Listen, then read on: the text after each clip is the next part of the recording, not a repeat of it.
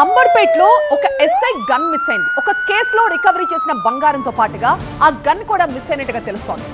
బంగారంతో పాటు తుపాకీని కూడా తాకట్టు పెట్టినట్లుగా అనుమానిస్తున్నారు. ఆర్థిక ఇబ్బందులతో ఆ గన్ని అమ్మేసినట్లుగా ఎస్ఐపై ఆరోపణలు వస్తున్నాయి. ఎస్ఐ భాను ప్రకాష్ పై కేసు నమోదు చేశారు పోలీసులు. ఒక కేసులో రికవరీ చేసిన బంగారం కనిపించట్లేదు, అలాగే ఆ ఎస్ఐకి సంబంధించిన తుపాకీ కూడా కనబడలేదు. దీనిపై ఎంక్వైరీ చేయగా బంగారంతో పాటుగా తుపాకీని కూడా తాకట్టు పెట్టినట్లుగా సమాచారం అంతోంది. మా ప్రతినిధి జ్యోతి ఉన్నారు దీనిపై మరింత సమాచారం ఇచ్చడానికి. జ్యోతి, పోలీసులు అనుమానిస్తున్నట్లుగా ఇది తాకట్టు వ్యవహారమేనా లేకపోతే ఏమైనా మిస్ అయిందా, ఏం చెప్తున్నారు?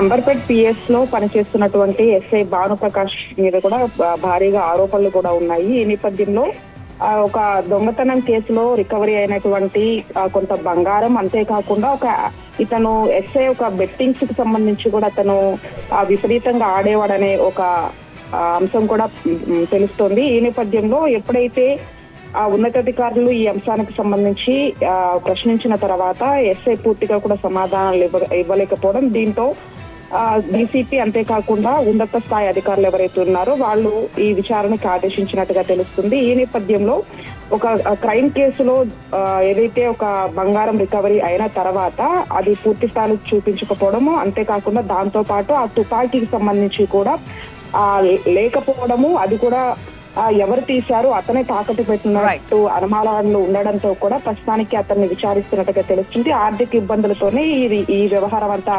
నడిపిస్తున్నట్టుగా తెలుస్తుంది. ఈ నేపథ్యంలో ప్రస్తుతానికి మాత్రం ఎస్ఐను విచారిస్తూ ఉన్నారు. దీనికి సంబంధించి కూడా పూర్తి వివరాలు తెలియాల్సినటువంటి అంశంగా చెప్పుకోవచ్చు. రైట్ జ్యోతి.